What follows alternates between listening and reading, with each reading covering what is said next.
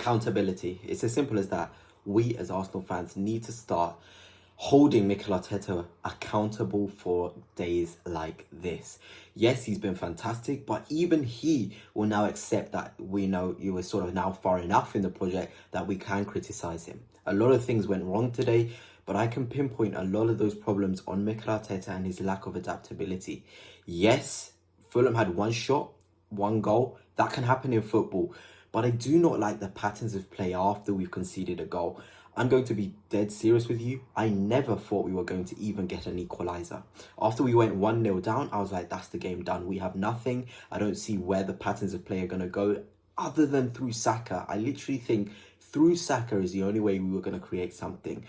Or a set piece, because obviously now we've become very, very strong on set pieces. And that's even another thing I need to talk about later on in the video. But Mikel Arteta, he values seniority way too much. Let me know down below if you agree with me. But I feel like when he's picking a match day 11, he's sort of picking the team based on seniority, relationships, rather than actual profiles which would suit the game. I'm going to give you an example. Putting Julian Timber at left back and not playing him at right back where his proper position is, just so you can accommodate some of the senior players, the Partey's, the Jorginhos, is not good enough. You have Kieran Tierney there on the bench.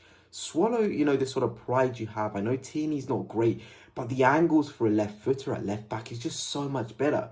Miles Lewis-Skelly as well. I know he's 19, but it would just be so much better. We'd have got more out of the game if we had played Timber on the right, where he's suited, where he's been fantastic, where the angles are suited towards him, where he can drift into the pitch, where he can create a lot better.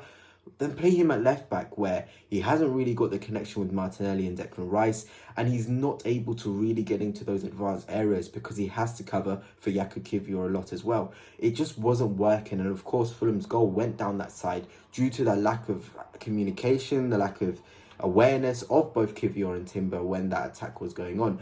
But definitely for me, Mikel Arteta has done this many times. It's not the first time that I've thought this. It's not the second time. It's probably the fifth time where I thought, okay, why have we sort of changed the team around to accommodate seniority?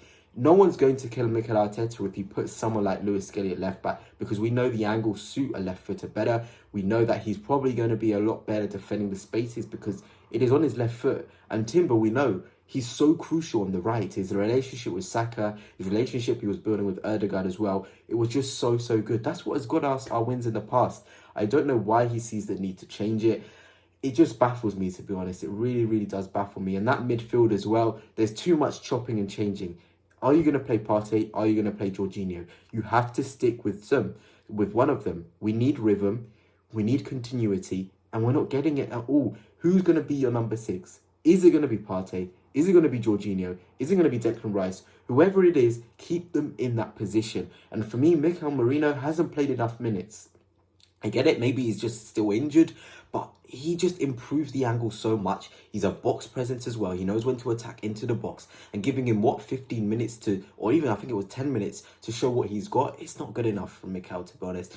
And I feel comfortable now to sort of criticize Mikel because I know he's the man for the job. I know he'll criticize himself. He knows that he can do better. He knows that, the decisions he makes in game are going to have a massive impact on the way we play. So I can criticize him. Goodness, you can criticize him as well. We're now far enough in this project. We're seeing what the other teams are doing. We're seeing Manchester City. We can't be on the third year in the title run and kind of now be saying, oh, Mikel, no. We can be ruthless now. I think we can all sort of mature enough to be ruthless with Mikel Arteta and understand some decisions as fans, we don't have to get it. We don't have to see it.